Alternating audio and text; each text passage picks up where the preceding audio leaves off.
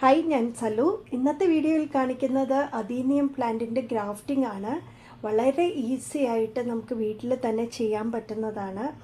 ഇന്ന് നമുക്ക് വേണ്ടി എല്ലാ കാര്യങ്ങളും പറഞ്ഞു തരുന്നത് ദിനേഷ് സാറാണ്. സാറ് മലപ്പുറം ജില്ലയിൽ കോട്ടക്കലിലാണ് താമസിക്കുന്നത്. പാലക്കാട് എഞ്ചിനീയറിംഗ് കോളേജിലാണ് സാർ വർക്ക് ചെയ്യുന്നത്. നമസ്കാരം, ഞാൻ ദിനേഷ് സൗപർണിക. ഇന്ന് നിങ്ങൾക്ക് ടാബ്ലറ്റ് ഗ്രാഫ്റ്റ് എന്ന് പറഞ്ഞ മെത്തേഡാണ് പഠിപ്പിച്ചു തരുന്നത് കേട്ടോ. അഡീനിയത്തിൻ്റെ ഇതിൻ്റെ പ്രത്യേകത എന്താ അറിയോ? ടാബ്ലറ്റ് പോലെ കനം കുറഞ്ഞ ചെറിയ ചെറിയ പീസ് വെക്കുമ്പോൾ ഒരു കഷ്ണം ഉപയോഗിച്ചിട്ട് നമുക്ക് എത്ര ചെടിയിലും ഗ്രാഫ്റ്റ് ചെയ്യാൻ പറ്റും. അപ്പോൾ ഒരാൾക്ക് കുറേ ചെടികളുടെ മേലെ പല കളറിൽ പൂക്കൾ ഉണ്ടാക്കണമെങ്കിൽ ഒരു ചെറിയ കഷ്ണം കിട്ടിയാൽ മതി, ഒരു ടാബ്ലറ്റിൻ്റെ പോലത്തെ ഒരു കഷ്ണം. അപ്പോൾ അതിൻ്റെ ഒരു സാമ്പിൾ ഞാൻ ഇന്ന് കാണിച്ചു തരികയാണ്. അതിന് പ്രധാനമായിട്ട് വേണ്ടത് എന്താ അറിയോ? ഒന്ന് ശുദ്ധമായ ഒരു കപ്പ് വെള്ളം. ഇത് കൈ കഴുകാനും നമുക്ക് ഇതിൻ്റെ ക്ലീൻ ചെയ്യാൻ ബ്ലേഡൊക്കെ കഴുകാനും വേണ്ടിയിട്ട് നല്ല വെള്ളം വേണം. പിന്നെ മറ്റൊരു കാര്യം, ഗ്ലൗസ് യൂസ് ചെയ്യുക. ഇതിൻ്റെ കറ കയ്യുമ്മയായാൽ അത്ര നല്ലതല്ല. അപ്പോൾ ഈ കറ കയ്യിലാവാതിരിക്കാൻ വേണ്ടിയിട്ട് ഒരു ഗ്ലൗസ് വേണം. പിന്നെ ഹൈഡ്രജൻ പെറോക്സൈഡ് നമ്മളെ ബ്ലേഡൊക്കെ അണുവിമുക്തമാക്കാൻ വേണ്ടിയിട്ട് ഹൈഡ്രജൻ പെറോക്സൈഡ് വേണം. ഗ്രാഫ്റ്റിങ്ങിന് വേണ്ട പ്രധാന സാധനമാണ് റബ്ബർ ബാൻഡ് കേട്ടോ. പിന്നെ പ്രധാനമായിട്ടുള്ള മറ്റൊരു സാധനമാണ് സ്ട്രെച്ച് ഫിലിം. ഈ സ്ട്രെച്ച് ഫിലിം എന്ന് പറഞ്ഞാൽ ഫാൻസി കടയിലൊക്കെ കിട്ടുന്ന ഒരു ഇതാണ്. നമുക്കിത് വലിച്ചിട്ടാണ് ഗ്രാഫ്റ്റിങ്ങിന് ഇടുക. പിന്നെ മറ്റൊന്നുള്ളത് ഗ്രാഫ്റ്റിംഗ് റിബൺ അല്ലെങ്കിൽ ബെഡിങ് ടേപ്പ് എന്നൊക്കെ പറയുന്ന കനം കുറഞ്ഞ പ്ലാസ്റ്റിക് ടേപ്പ്. അത് ആവശ്യമുണ്ടെങ്കിൽ നമുക്ക് യൂസ് ചെയ്യാം. മറ്റൊന്ന് കോട്ടൺ ആണ്, നമ്മളെ മെഡിക്കൽ പർപ്പസിന് ഉപയോഗിക്കുന്ന കോട്ടൺ, പഞ്ഞി എന്നൊക്കെ പറയുന്ന സാധനം കോട്ടൺ, ഇത് വേണം. അതിലേറ്റവും പ്രധാനപ്പെട്ട മറ്റൊന്ന് നമ്മളുടെ നൈഫാണ്. നൈഫ് ഞാൻ ഇവിടെ യൂസ് ചെയ്യണത് നൈഫിന് പകരം സാധാരണ സ്റ്റെയിൻലെസ് സ്റ്റീൽ ബ്ലേഡാണ് യൂസ് ചെയ്യുന്നത് കേട്ടോ. അപ്പോൾ ഇത്രയും സാധനങ്ങൾ ഉപയോഗിച്ചാണ് ഞാൻ ഇന്ന് ടാബ്ലറ്റ് ഗ്രാഫ്റ്റ് കാണിച്ചു തരുന്നത്. ഇതിൽ ഈ ചെടീൻ്റെ മേലെയാണ് ഞാൻ ഗ്രാഫ്റ്റ് ചെയ്യുന്നത്. ഈ ചെടീനെ നമ്മൾ റൂട്ട് സ്റ്റോക്ക് എന്ന് പറയുക. ഈ ചെടിക്ക് റൂട്ട് സ്റ്റോക്ക് എന്ന് പേര് പറയും. അപ്പോൾ ഇതിൽ ഇപ്പോൾ ഓൾറെഡി 2-3 ഗ്രാഫ്റ്റ് ഉണ്ട് കേട്ടോ. 1, 2, 3 ഗ്രാഫ്റ്റ് ഉണ്ട്. ഞാൻ ഒന്നും കൂടി ചെയ്യാണ്, ഇതിൻ്റെ മേലെ ചെയ്യുക. അപ്പോൾ 4ാമത്തെ ഗ്രാഫ്റ്റായി. പിന്നെ ഇതിൻ്റെ ഓർഡിനറി കളർ, അങ്ങനെ 5 കളർ. അപ്പോൾ ഞങ്ങളിതിങ്ങനെ ചെയ്തു കൊടുക്കുന്നത് ഒരു ചെടിയിൽ ഒരു കളറിന് പുറമെ 10 കളർ വരെ ചെയ്തു കൊടുക്കും. അത് ഇവിടെ കൊണ്ടുവന്നിട്ട് ചെയ്തു കൊടുക്കുന്നുണ്ട്, നമ്മളോരോ സ്ഥലത്ത് പോയിട്ടും ചെയ്തു കൊടുക്കുന്നുണ്ട്. അപ്പോൾ ഇത്രയും കളറുകൾ നമുക്ക് ടാബ്ലറ്റ് ഗ്രാഫ്റ്റിൽ ഈസി ആയിട്ട് ചെയ്യാം. അത് നമുക്ക് ആദ്യം ചെയ്യേണ്ടത് നമ്മളെ ബ്ലേഡ് കോട്ടണിൽ ഞാൻ ഹൈഡ്രജൻ പെറോക്സൈഡ് ആക്കി വെച്ചിട്ടുണ്ട്. ഈ കോട്ടണിൽ ഹൈഡ്രജൻ പെറോക്സൈഡ് ആക്കിയ ബ്ലേഡ് കൊണ്ട് നന്നായിട്ട് ഇവിടെ ഒന്ന് അണുവിമുക്തമാക്കുക. ഓരോ തവണയും ചെയ്യണം കേട്ടോ. ഈ കോട്ടൺ എവിടെയെങ്കിലും വെക്കാം, വീണ്ടും ഹൈഡ്രജൻ പെറോക്സൈഡ് അതിലേക്ക് വയ്ക്കാം. എന്നിട്ട് ഇതാണ് റൂട്ട് സ്റ്റോക്ക് കേട്ടോ. ഇത് ഓൾറെഡി ഒരു ഗ്രാഫ്റ്റാണ്. ഇപ്പോൾ ഇത് റൂട്ട് സ്റ്റോക്കാണ്. ഈ റൂട്ട് സ്റ്റോക്കിൻ്റെ മേലെയാണ് ഞാൻ ഗ്രാഫ്റ്റ് ചെയ്യണത്. അപ്പോൾ ഞാനത് മുറിക്കുകയാണ്. വളരെ ശ്രദ്ധിച്ച് നോക്കുക. ഇതിൽ മുറിച്ച് കിട്ടിയാൽ അത്രയും നല്ല സ്മൂത്ത് ആക്കാൻ. പിന്നെ വരുമ്പോൾ അതിൻ്റെ ആ സ്റ്റെമ്മിൻ്റെ ടോപ്പൊക്കെ ഒരു ചെറിയ ഡാമേജ് ആവും. എന്നാലും നിങ്ങൾക്ക് ബുദ്ധിമുട്ടാണ്. ഒരു തവണ ചെയ്തിട്ട് ശരിയായില്ലെങ്കിൽ 2 തവണയൊക്കെ ചെയ്യാം, കുഴപ്പമൊന്നുമില്ല കേട്ടോ. ശ്രദ്ധയോട് കൂടി ചെയ്താൽ നിങ്ങൾ ചെയ്താൽ ശരിയാവും എന്നുള്ള ഉത്തമ വിശ്വാസത്തിൽ അങ്ങനെയാണ് ചെയ്യുക. അപ്പോൾ അത് ശരിയായിക്കോളും. മനസ്സിലാദ്യം തന്നെ പിടിച്ച് കിട്ടണമെന്ന് വിചാരിച്ചാൽ മതി. അപ്പോൾ അത് കൃത്യമായി പിടിച്ച് കിട്ടും. ഇപ്പോൾ ഞാനത് അതിൻ്റെ ടോപ്പ് മുറിച്ചു. ആ മുറിച്ച ഇനിയിപ്പോൾ ഈ ബ്ലേഡില്ലേ, ഈ ബ്ലേഡ് ആദ്യം ഒന്ന് കഴുകണം കേട്ടോ. നല്ല കറ പിടിച്ചിട്ടുണ്ട് ബ്ലേഡ് ആദ്യം ഒന്ന് കഴുകുക. അത് കഴിഞ്ഞിട്ട് ഹൈഡ്രജൻ പെറോക്സൈഡ് തേച്ചിട്ട് അവിടെ വെക്കണം. ഇനി ചെയ്യേണ്ട വേറൊരു കാര്യം, ഒരു കോട്ടൺ എടുത്തു. ഈ കോട്ടൺ എടുത്തിട്ട് ഈ മുറി വായയിൽ ഇങ്ങനെ വെച്ച് കൊടുക്കുക. കുറച്ച് നേരം വെക്കണം. എന്തിനാ വെച്ചാൽ ആ ലിക്വിഡ് കംപ്ലീറ്റ് ആയി പിന്നെ സക്ക് ചെയ്ത് പുറത്തേക്ക് പോകണം. അല്ലെങ്കിൽ ആ ലിക്വിഡ് അവിടെ നിന്ന് കഴിഞ്ഞാൽ ഫംഗസ് വരും. അപ്പോൾ ആദ്യം ചെയ്യേണ്ടത് മുറിച്ച അണുവിമുക്തമാക്കിയ ബ്ലേഡ് കൊണ്ട് മുറിച്ച സ്ഥലത്ത് ഒരു കോട്ടൺ. അങ്ങനെ വീണ്ടും നമ്മളെ ബ്ലേഡ് എടുത്തിട്ട് ബ്ലേഡ് ഹൈഡ്രജൻ പെറോക്സൈഡ് കൊണ്ട് നന്നായി ക്ലീൻ ചെയ്യണം കേട്ടോ. ഇനി ചെയ്യേണ്ട മറ്റൊരു കാര്യം എന്താ പറയുക? ഇതാണ് നമ്മളെ എടുക്കാൻ പോകുന്ന കളറ്, സയോൺ. വലിയൊരു ചെടിയാണ്, അടിപൊളി കളറാട്ടോ. ഇതിന്നൊരു കട്ടിങ്സ് എടുക്കാൻ പോണ്. അപ്പോൾ നിങ്ങൾക്ക് കാണാൻ വേണ്ടിയിട്ട് ഞാൻ കുറച്ച് വലിയൊരു കട്ടിങ് എടുക്കുകയാണ്. ഞാൻ മുറിച്ചെടുക്കുകയാണ് കേട്ടോ. അണുയുക്തമാക്കിയ ബ്ലേഡിനെ ആയിരിക്കണം ഇത്. മുറിച്ചെടുത്തു. ഈ മുറിച്ചെടുത്ത കൊമ്പില്ലേ, ഇത്രയൊന്നും ആവശ്യമില്ല കേട്ടോ. ഇതിൻ്റെ ഒരു ചെറിയ കഷ്ണേ വേണ്ടോ. നിങ്ങൾക്ക് വീഡിയോ കാണിക്കാൻ വേണ്ടി ഞാൻ നല്ലൊരു ചെടിയുടെ വലിയൊരു കമ്പാ മുറിച്ചിട്ടില്ലേ. ഇതിൻ്റെ ഒരു ഇത്ര പോകുന്നൊരു ചെറിയൊരു കഷ്ണം മതി നമുക്ക്. ഇതിപ്പോൾ ഒരു 20 ചെടിയിലേക്ക് ഗ്രാഫ്റ്റ് ചെയ്യാനുണ്ടാവും. ഇത് ടാബ്ലറ്റ് ഗ്രാഫ്റ്റ് 20 ചെടിയിൽ ചെയ്യുന്നത്. ഈ മുറിച്ച കമ്പ് കുറച്ച് നേരം ഇങ്ങനെ വെക്കണം കേട്ടോ. എന്തിനറിയോ? ഇതിൻ്റെ ഉള്ളിൽ ഈ കറ മുഴുവൻ ഒലിച്ചു പോകണം. ഇല്ലെങ്കിൽ അത് ഗ്രാഫ്റ്റ് ചെയ്യുന്ന സ്ഥലത്ത് ഡാമേജ് ഉണ്ടാക്കും. വീണ്ടും നമ്മൾ ഹൈഡ്രജൻ പെറോക്സൈഡ് ഉപയോഗിച്ചിട്ട് നമ്മൾ നമ്മൾ മുറിച്ച് വെച്ച സർഫസ് കണ്ടില്ലേ, അങ്ങനെ സ്മൂത്ത് ആയിരിക്കണ്ട, ലിക്വിഡൊന്നും ഇല്ലാതെ നല്ല സ്മൂത്ത് ആക്കി വെച്ചിട്ടുണ്ട്.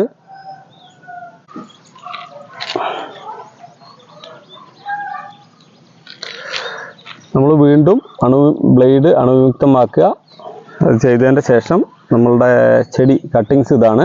കട്ടിങ്സ് ഇതിന്ന് നിങ്ങൾക്ക് കാണാൻ പറ്റുന്നുണ്ടാവും, ഈ കുറേ ഇലമുകുളങ്ങൾ, ഇല കൊഴിഞ്ഞു പോയ അടയാളങ്ങൾ ഇതിൽ കാണാൻ പറ്റുന്നുണ്ടാവും. ചെറിയ ഒരു ഷെയ്ഡുകളിൽ ഇവിടെയൊക്കെ കാണാൻ പറ്റും.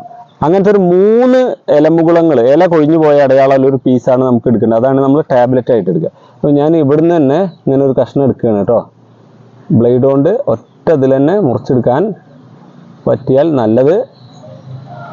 അപ്പോൾ ഞാൻ മുറിച്ചെടുത്തു, ബ്ലേഡ് അവിടെ വെച്ചു. ഇനിയിപ്പോൾ ബ്ലേഡിൻ്റെ തൽക്കാലം ആവശ്യമില്ല. ഇതിൻ്റെ മേലെ ലിക്വിഡ് ഉണ്ടെങ്കിൽ, ഈ കട്ട് ചെയ്ത ഭാഗത്തിൻ്റെ മേലെ ലിക്വിഡ് ഇനി മുറിച്ച സ്ഥലത്ത് ഉണ്ടെങ്കിൽ അതൊന്ന് നന്നായിട്ട് തുടച്ച് കളയണം. ഒരു കോട്ടൺ ഉപയോഗിച്ച് തുടച്ച് കളയണം. താഴെ ഇല്ല, ഞാൻ ആദ്യം മുറിച്ചു. ഇതാണ് നമ്മളുടെ ടാബ്ലറ്റ്, കാണാണ്ടല്ലോ, ടാബ്ലറ്റ്.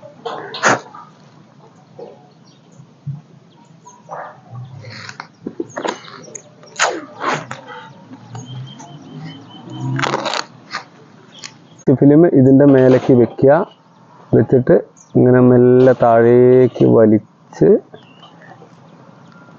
വലിച്ച് നന്നായിട്ട്, അതായത് നമ്മളെ ഈ റൂട്ട് സ്റ്റോക്കിൻ്റെ ഭാഗത്തേക്കും കൂടി നല്ല വലിഞ്ഞ് നിൽക്കുന്ന തരത്തിൽ വെച്ചിട്ട് ഒരു റബ്ബർ ബാൻഡ് ഇതിലേക്ക് ഇടുക. നല്ല ടൈറ്റ് ഇത് റബ്ബർ ബാൻഡ് കൊണ്ട് പാക്ക് ചെയ്യുക. 4-5 തവണ റബ്ബർ ബാൻഡ് ചുറ്റുമ്പോഴേക്കും അത്യാവശ്യം ടൈറ്റായി കേട്ടോ. ഇനി ചെയ്യാനുള്ളത്, ഇതിൻ്റെ മേലെ വെയിൽ കൂടുതൽ തട്ടാതിരിക്കാൻ പേപ്പർ കൊണ്ട് ഞാൻ ഒരു കവർ പോലെ ഉണ്ടാക്കിയിട്ട് ഇതിട്ട് കൊടുക്കുക. അപ്പോൾ ടാബ്ലറ്റ് ഗ്രാഫ്റ്റ് നമ്മൾ കാണിച്ചു തന്നു. ഇതിൻ്റെ ബാക്കി കാര്യങ്ങൾ പറഞ്ഞുതരാം. നമ്മൾ എന്നാണോ ഗ്രാഫ്റ്റ് ചെയ്യാൻ ഉദ്ദേശിക്കുന്നത് അതിൻ്റെ 7 ദിവസം മുന്നേ ഒരു ഡേറ്റ് കണക്കാക്കുക. അതുവരെ നനയ്ക്കാൻ പാടുള്ളൂ. അതായത് 7 ദിവസം മുന്നേ നിർത്തിയിരിക്കണം. അതാണ് ഗ്രാഫ്റ്റിങ്ങിൻ്റെ പ്രധാനപ്പെട്ട ഒരു കാര്യം. രണ്ടാമത്തെ ഒരു പ്രധാനപ്പെട്ട കാര്യം, ഗ്രാഫ്റ്റിംഗ് കഴിഞ്ഞാൽ എത്ര ദിവസം കൊണ്ട് നനയ്ക്കാമെന്ന്. ഗ്രാഫ്റ്റിംഗ് കഴിഞ്ഞാൽ 10 ദിവസം കഴിയാതെ നിങ്ങൾ നനയ്ക്കേണ്ട. അപ്പോൾ 7 ദിവസം മുന്നേ നിർത്തുക, 10 ദിവസം കഴിഞ്ഞാൽ അത് കഴിഞ്ഞാലേ നനയ്ക്കാൻ പാടുള്ളൂ. ഗ്രാഫ്റ്റ് ചെയ്ത് 10 ദിവസം കഴിഞ്ഞിട്ട് നനയിലേക്ക് പോയാൽ മതി. അടുത്തൊരു ക്വസ്റ്റ്യൻ പ്രധാനമായിട്ട് വരുന്നത്, ഈ ഗ്രാഫ്റ്റ് ചെയ്ത് അത് തണലത്ത് വെക്കേണ്ടതെന്ന്. വെക്കേണ്ട, ഞാനിവിടെ ഫുൾ സൺലൈറ്റിലാണ് വെക്കൽ. അത് വെയിലിൻ്റെ അത് നഷ്ടപ്പെടാതിരിക്കുക, ശക്തി ഒന്ന് കുറയ്ക്കാൻ വേണ്ടിയിട്ടാണ് ഈ പേപ്പർ ഇട്ട് കൊടുക്കുന്നത്. അപ്പോൾ അത് വലിയൊരു കാര്യം. പിന്നെ ഗ്രാഫ്റ്റ് ചെയ്യുന്നതിൻ്റെ മുന്നേ ഗ്രാഫ്റ്റ് ചെയ്യുന്നതിൻ്റെ ശേഷമൊക്കെ നനച്ചാൽ എന്താ സംഭവിക്കുകയെന്ന്, നിങ്ങൾ ഗ്രാഫ്റ്റ് ചെയ്തിട്ട് പിറ്റേ ദിവസം വന്ന് നോക്കുക, ഈ പേപ്പർ വലിച്ചിട്ടില്ലേ, പ്ലാസ്റ്റിക് പേപ്പർ, അതിൻ്റെ ഉള്ളിൽ വെള്ളത്തുള്ളികൾ നിറഞ്ഞു നിൽക്കുന്നുണ്ടാവും. ആ വെള്ളത്തുള്ളികൾ പേപ്പർ വന്നിട്ട് അവിടുന്ന് വെള്ളത്തുള്ളികൾ പോവാതിരിക്കുമ്പോൾ അവിടെ ഫംഗസ് വരും, ചീഞ്ഞു പോകും. അതുകൊണ്ടാണ് തീരെ നനയ്ക്കരുത് എന്ന് പറഞ്ഞത്. പിന്നെ ഗ്രാഫ്റ്റ് ചെയ്യുന്നതിൻ്റെ മുന്നേയും ഗ്രാഫ്റ്റ് ചെയ്യുന്നതിന് ശേഷം വളം കൊടുക്കൽ എങ്ങനെയാണ്? ഗ്രാഫ്റ്റ് ചെയ്യുന്നതിൻ്റെ 7-8 ദിവസം മുന്നേ നിങ്ങൾക്ക് വളം കൊടുക്കാം. അതിൻ്റെ ശേഷം പിന്നെ വളം കൊടുക്കുകയും ചെയ്യരുത്. അത് ഗ്രാഫ്റ്റ് ചെയ്ത് 20 ദിവസം കഴിഞ്ഞതിന് ശേഷം മാത്രമേ വളം കൊടുക്കാൻ പാടുള്ളൂ. ഒരു വളവും വേറെ കൊടുക്കരുത്. അപ്പോൾ 10 ദിവസം കഴിഞ്ഞാൽ നനയ്ക്കാം. വേണമെങ്കിൽ ലൈറ്റായിട്ട് വേറെ ഏതെങ്കിലും ജൈവവളങ്ങൾ 20 ദിവസം കഴിഞ്ഞതിൻ്റെ ശേഷം മാത്രം ലൈറ്റായിട്ടൊന്ന് കലക്കി ഒഴിക്കുക. അത്രയേ ഉള്ളൂ. വേറെ ഒന്നും ചെയ്യരുത്. അത് കൊടുക്കാതിരിക്കുകയാണ് ഏറ്റവും നല്ലത്. ഇത് പ്രധാനപ്പെട്ട ഒരു കാര്യം. പിന്നെ ചില ആൾക്കാർ സ്പ്രേ ചെയ്യും വേഗം ഗ്രോത്ത് കിട്ടാൻ വേണ്ടി ഫെർട്ടിലൈസർ. ഒരിക്കലും ഇതിന് സ്പ്രേ ചെയ്യരുത്. ഗ്രാഫ്റ്റ് ചെയ്ത് കഴിഞ്ഞാൽ വളങ്ങൾ ഒരു സാധനവും കൊടുക്കാൻ പാടില്ല. ഫുൾ സൺലൈറ്റിൽ വെച്ച് കഴിഞ്ഞാൽ 10 ദിവസം കഴിഞ്ഞാൽ തന്നെ റിസൾട്ട് അറിയാം. ഇതിങ്ങനെ ഇടയ്ക്ക് ഒന്ന് എടുത്ത് നോക്കി കഴിഞ്ഞാൽ അവിടെ പൂപ്പൽ വന്നിട്ടുണ്ടോ, ബ്ലാക്ക് ഷെയ്ഡ് വന്നിട്ടുണ്ടോ ഒക്കെ. 10 ദിവസം കഴിഞ്ഞിട്ടും അതേ പച്ചപ്പിൽ നിൽക്കുകയാണെങ്കിൽ ഓക്കെ. 20 ദിവസം കഴിഞ്ഞാൽ അതുമ്പോൾ കളർ ഒരു നോഡ് ചിലപ്പോൾ പുറത്തേക്ക് വരും. 25 ദിവസം കഴിഞ്ഞ് നോഡ് പുറത്തേക്ക് വരും. അത് മുകളായി മാറി. അപ്പോൾ ഒരു ചെടിയുമേ നിങ്ങൾക്ക് എത്ര കളറും ഈസി ആയിട്ട് ഗ്രാഫ്റ്റ് ചെയ്യാം. അപ്പോൾ നിങ്ങളൊക്കെ വേഗം ചെയ്ത് നോക്കൂ. Thank you. ഇതൊരു ചെറിയ പ്ലാന്റാ. ഇതുമ്മപ്പോൾ കഴിഞ്ഞ സീസണിൽ ചെയ്തൊരു ഗ്രാഫ്റ്റ് ഉണ്ട്. ഇപ്പോൾ ഈ സീസണിൽ 2 ഗ്രാഫ്റ്റ് ചെയ്തു, 3. പിന്നെ ഇതിൻ്റെ മേലെ ഒരു കളർ വരുന്നുണ്ട്. അതും ഓൾറെഡി ഗ്രാഫ്റ്റ് ചെടിയാണ്. അപ്പോൾ 4 കളറായി. ഇനി ഇതിൻ്റെ സൈഡിൽ നിന്നുള്ള പൊടിപ്പെന്ന് വന്നാൽ 5 കളറായി. ഈ ഒരു ചെടിയിൽ 5 കളർ പൂരി. നമ്മളിവിടെ 10 കളർ വരെയാണ് മാക്സിമം ചെയ്യുക. 10 അല്ല കേട്ടോ, ചില കൊമ്പ് 20-25 ഉണ്ടെങ്കിൽ എത്ര ചെടിയിലും നമുക്ക് ഈസി ആയിട്ട് ചെയ്യാൻ പറ്റും. ഞങ്ങളുടെ കാർഷിക പ്രവർത്തനങ്ങളെക്കുറിച്ച് പറയുകയാണ് കേട്ടോ. ഞങ്ങൾ വർഷങ്ങളായിട്ട് ഈ ഗാർഡനിങ് വർക്കുകൾ, ലാൻഡ്സ്കേപ്പിംഗ് വർക്കുകൾ, നഴ്സറി വർക്കുകളൊക്കെ ചെയ്തു വരുന്നുണ്ട്. അപ്പോൾ അതിൽ നിന്ന് കിട്ടുന്ന വരുമാനം എന്തെങ്കിലും ഒരു നല്ല കാര്യങ്ങളിലേക്ക് ഉപയോഗിക്കാം എന്ന് ചിന്തിച്ചപ്പോഴാണ് 2000 മുതൽ നമ്മൾ കുട്ടി കർഷകരെ പ്രോത്സാഹിപ്പിക്കുന്ന പ്രവർത്തനമായിട്ട് ഇറങ്ങിയിട്ടുള്ളത്. അതായത് ഓരോ സ്കൂളുകളിലും നമ്മൾ പോയിട്ട് കൃഷി ചെയ്യാൻ താല്പര്യമുള്ള കുട്ടികളെ കണ്ടെത്തി അവർക്ക് പ്രോത്സാഹനം കൊടുത്ത് മത്സരങ്ങൾ നടത്തുക. അതായത് വിത്ത് മുളപ്പിക്കൽ, ഇലകളുടെ ശേഖരണം, വ്യത്യസ്ത ഇനം മരങ്ങളും പിന്നെ ഭക്ഷ്യസാധനങ്ങളുടെയൊക്കെ പേരുകൾ മറ്റുള്ള ആളുകളോട് അന്വേഷിച്ച് കണ്ടെത്തി രേഖപ്പെടുത്തുക. പിന്നെ വിത്ത് മുളപ്പിക്കലിൻ്റെ സമയക്രമം രേഖപ്പെടുത്തുക. അതുപോലെ പൂമ്പാറ്റ വരുന്ന ചെടികളെ നാട്ടിലുള്ളതൊക്കെ കണ്ടെത്തുക. ഇങ്ങനെ കുറേ ആക്ടിവിറ്റി ചെയ്യും. അവർക്കൊക്കെ നമ്മൾ pen, pencil, crayons, colour book ഇതൊക്കെ ഇങ്ങനെ മേടിച്ചു കൊടുക്കുക. ഓരോ പ്രോഗ്രാമായിട്ട് ചെയ്യുന്നുണ്ട്.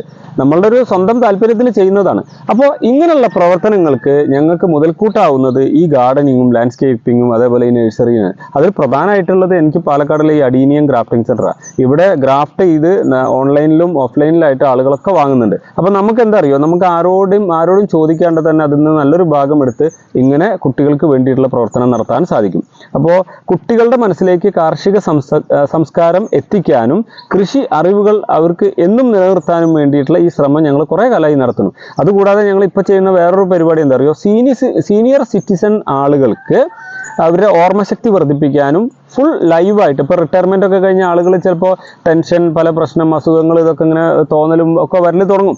അപ്പോൾ അങ്ങനെയുള്ള പ്രശ്നങ്ങൾ ഒഴിവാക്കാൻ വേണ്ടിയിട്ട് ഏത് നേരവും ലൈവാക്കിയിട്ട് അഗ്രികൾച്ചർ ഹോർട്ടിക്കൾച്ചർ തെറാപ്പി ബേസിലുള്ള ട്രെയിനിങ് കൊടുത്തിട്ട് ആളുകളെ ഒന്ന് ലൈവാക്കുക. വളരെ സന്തോഷത്തോടു കൂടിയുള്ള ജീവിതം ആക്കി മാറ്റാനുള്ള ഈ ഹോർട്ടിക്കൾച്ചർ ട്രെയിനിങ് നമ്മൾ കൊടുക്കുന്നുണ്ട്. അപ്പോൾ നിങ്ങൾക്ക് ഏതെങ്കിലും തരത്തിൽ ഞങ്ങളെ സഹായിക്കണമെന്ന് താല്പര്യമുണ്ടെങ്കിൽ ഞങ്ങളായിട്ട് കോൺടാക്ട് ചെയ്യുക. അത് ചെടികൾ വാങ്ങിയിട്ടോ അല്ലെങ്കിൽ ഞങ്ങളുടെ ട്രെയിനിങ് എവിടെയെങ്കിലും സംഘടിപ്പിച്ചിട്ടൊക്കെ നിങ്ങൾക്ക് അതിൽ പങ്കാളികളാകാം.